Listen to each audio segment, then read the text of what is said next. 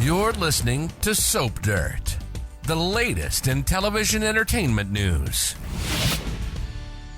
Hey there, B&B fans. It's Belinda from Soap Dirt, and I've got your 2-week spoilers. These run from Monday, April 8th, all the way through Friday, April 19th, taking us to the week before February sweeps. There is big stuff happening to set up sweeps. And just real quick, so you know, there are several possible B&B preemptions coming this week. I'm going to tell you about those as well. But if you haven't, please reach down, click subscribe, and now let's dive right in.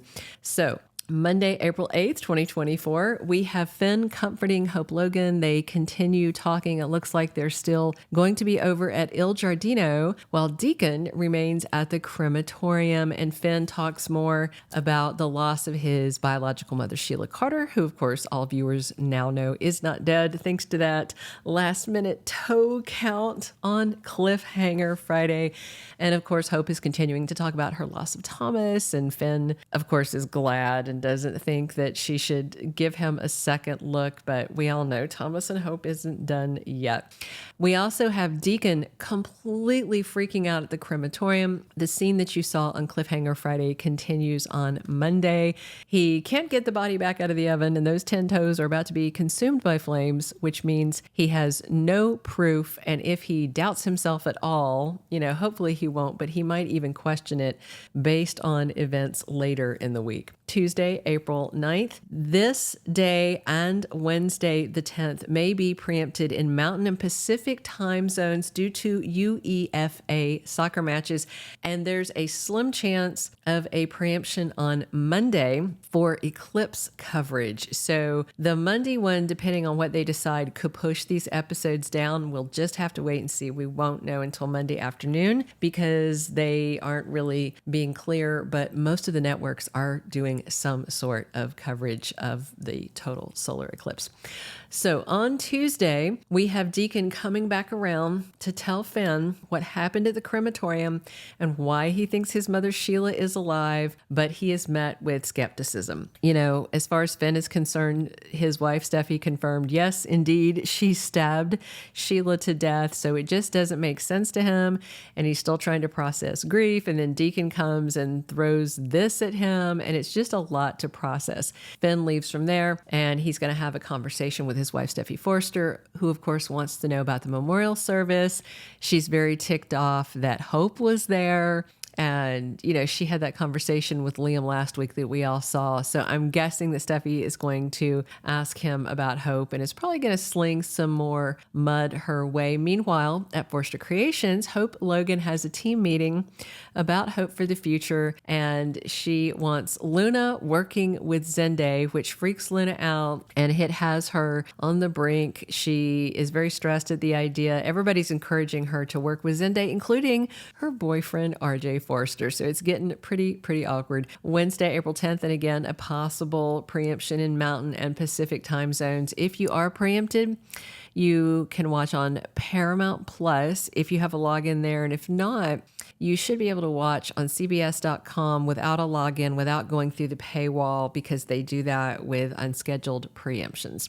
So on Wednesday, we have Finn questioning Deacon. So he talks to Deacon, and then he talks to Steffy, and then he circles back around to Deacon because he wants to know more about, does he really honestly believe this? I mean, he does know that Deacon loved Sheila, and, maybe he thinks he's just unhinged by the grief, or maybe he realizes this thing could have legs. And what's interesting is I think Finn will be optimistic at the idea that his bio mom might be alive, but everybody else in his life is going to be angry if they find out he's optimistic. Thursday, April 11th, Luna really wants to come clean to RJ Forrester, and it finally comes around to him asking her point blank if something happened the night she left Eric's party early, the wedding party thing. And I mean, gosh, I hope she just tells him, I'm not so interested in this plot, and so I just want them to get it out in the open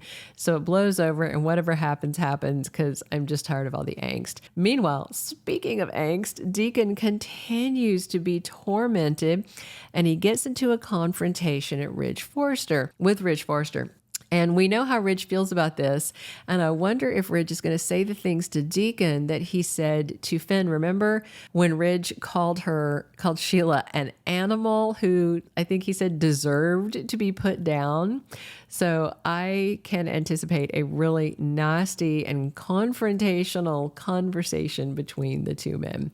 Friday, April 12th, 2024, Finn decides to talk to Steffy about Deacon's theories, allegations, hopes that Sheila might not be dead. And of course, Steffy is going to freak out about this first because she was enjoying some peace of mind knowing that Sheila is dead. And then second, if Sheila is alive, then Steffy wants to know who that is she killed, which means she killed somebody who is not the nine-toed lunatic, and that could cause some serious issues for Steffy.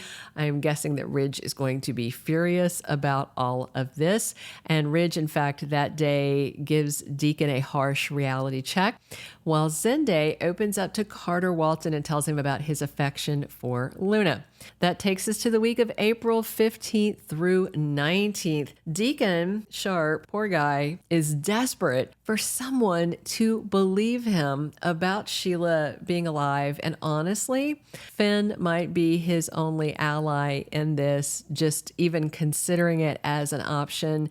But Finn does remain skeptical, but marginally optimistic on the off chance that Deacon might be correct, even though Finn knows that it will cause problems in his life if she is alive. But Finn's just not somebody to be glad that someone is dead.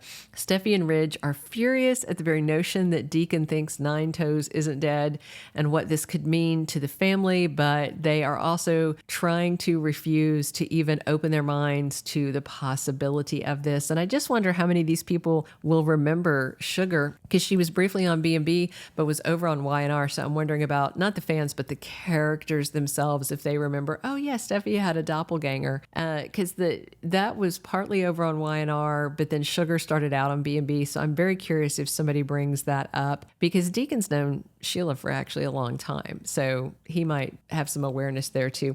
Hope Logan tries to adjust to her new normal, but May sweeps could change everything for her and change this whole breakup thing that happened. RJ and Zende are headed rapidly to a nasty showdown over Luna, with RJ, of course, ready to blame Zende, even though Poppy's drug popping is the true culprit of that strange night that she spent in bed with his cousin. Although, to be fair, if Zende wasn't openly flirting with and hitting on Luna, which was inappropriate since she told him no and she had a boyfriend, that's the other reason that this happened and it shouldn't have happened. And we do expect the Luna daddy issue to creep back into the storylines as we head into sweeps the following week, which kicks off April 22nd. And of course, sweep starts that Thursday. Those are all of our 2-week spoilers. Please click subscribe if you haven't already. Definitely drop your comments on what you are excited to see. And be sure and come back every single day, because we are here talking Bold and Beautiful 7 days a week. And I'm your host, Belinda from Soap Dirt. Thank you for being a loyal listener. Follow us wherever you get your podcast, because you don't want to miss the next episode. Soap Dirt is on all the major podcast platforms, including Apple Podcast, Spotify, iHeartRadio, and more.